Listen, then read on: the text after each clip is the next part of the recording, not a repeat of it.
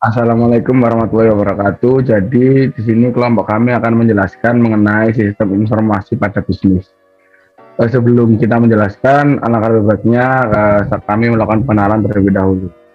Jadi anggota kelompok kami terdiri dari Muhammad Maulana Ramadan dengan NPM 015, yang kedua Andika Yuda dengan NPM 071, yang ketiga Duta Akbar dengan NPM 099, yang keempat ada Arfi Zulfa dengan NPM 110, dan yang terakhir saya sendiri Wilan Jovian dengan NPM 138. Mungkin bisa dilanjut. Baik, yang pertama, apa itu sistem informasi bisnis? Sistem informasi bisnis adalah suatu kombinasi dari teknologi informasi dan aktivitas orang yang menggunakannya untuk mendukung operasi serta manajemen. Sedangkan bisnis adalah suatu usaha untuk menjual barang atau jasa yang dilakukan perseorangan, atau bahkan organisasi kepada konsumen, dan ditujukan agar memperoleh keuntungan atau laba. Dapat disimpulkan bahwa sistem informasi bisnis merupakan kumpulan teknologi informasi yang memiliki kesatuan antara satu dengan yang lainnya, dan ditujukan untuk kepentingan jual produk atau jasa dalam bisnis. Dalam mendukung penyampaian suatu informasi, maka dimanfaatkanlah teknologi informasi yang menggunakan teknologi komputer sebagai media utama dalam penyampaian informasi. Istilah ini sendiri merupakan perkembangan dari istilah sistem informasi. Semakin tinggi kualitas teknologi informasi yang digunakan, maka tingkat efektivitas dan efisiensinya semakin baik. Untuk selanjutnya akan dilanjutkan oleh rekan saya, silakan. Baik, untuk selanjutnya ada aturan dasar sistem informasi bisnis yang dimana ada 3 aturan dasar yang harus dipahami oleh para pelaku bisnis. Yang pertama itu ada dukungan terhadap proses dan operasi bisnis. Dukungan terhadap proses dan operasi bisnis merupakan suatu aturan yang harus diterapkan pada jalannya bisnis suatu perusahaan karena akan sangat mempengaruhi kinerja serta baik atau buruknya kualitas perusahaan tersebut.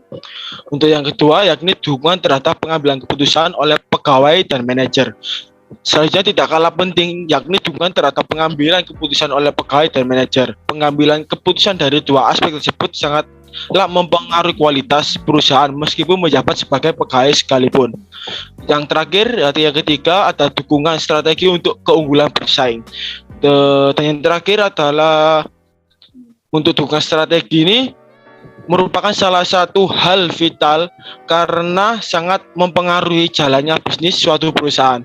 Tidak bisa dipungkiri ketika membangun bisnis, maka salah satu resiko yang harus dihadapi adalah persaingan. Oleh karena itu perlu aturan dasar tersebut. Untuk selanjutnya akan dijelaskan oleh rekan saya. Terima kasih.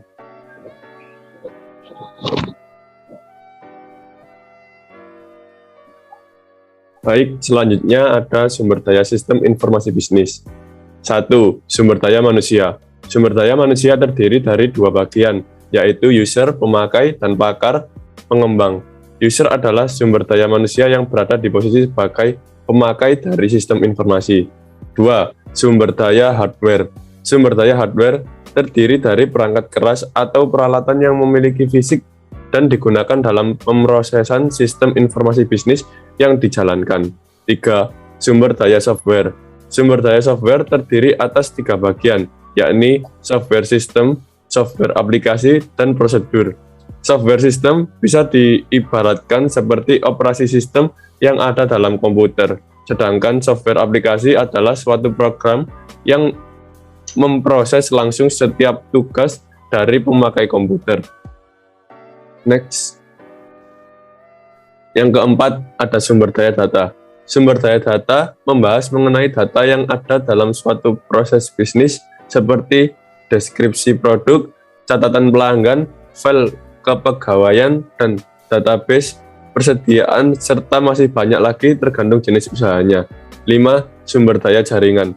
Sumber daya jaringan ini cenderung lebih mengarah ke arah komunikasi seperti media komunikasi, pemroses komunikasi, serta software untuk akses dan pengendali jaringan dalam suatu sistem informasi. Selanjutnya akan dilanjutkan oleh rekan saya. Oke, berikutnya ada jenis-jenis sistem informasi bisnis. Yang pertama ada sistem penjualan dan pemasaran. Fungsi yang bertanggung jawab dalam penjualan produk atau jasa suatu perusahaan atau organisasi banyak yang diperhatikan dalam pemasaran seperti pengenalan produk, kebutuhan pelanggan, iklan, dan masih banyak lagi. Yang kedua, sistem manufaktur dan produksi. Fungsi yang bertanggung jawab untuk mengatur kegiatan produksi barang atau jasa perusahaan agar sesuai dengan yang diinginkan.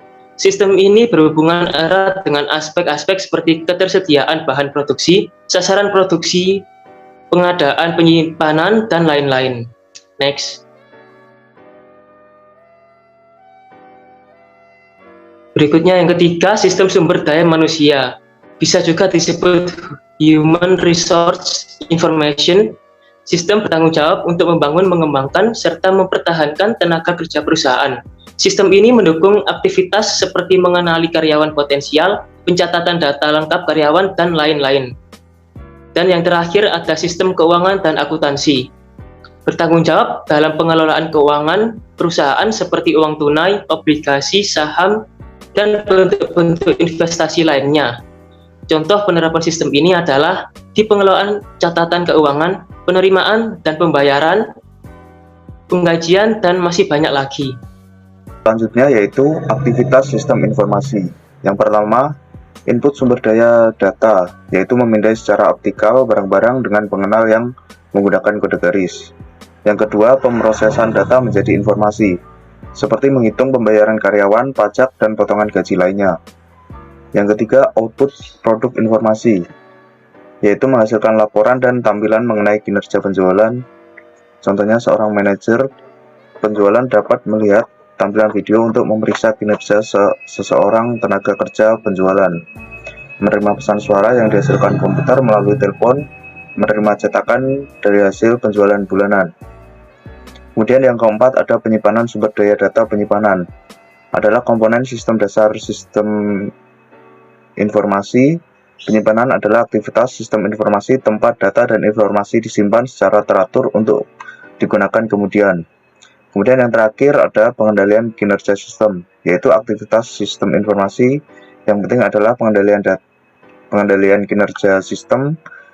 Sistem informasi harus menghasilkan umpan balik mengenai aktivitas input, pemrosesan, output, dan penyimpanan. Umpan balik ini harus diawasi dan dievaluasi untuk menetapkan apakah sistem dapat memenuhi standar kinerja yang telah ditetapkan. Kemudian aktivitas sistem yang tepat harus disesuaikan agar produk informasi yang tepat dihasilkan bagi pemakai akhir. Oke, sekian presentasi dari kelompok kami. Apabila ada salah-salah kata, kami dari kelompok memohon maaf yang sebesar-besarnya. Sekian, kami tutup. Wassalamualaikum warahmatullahi wabarakatuh.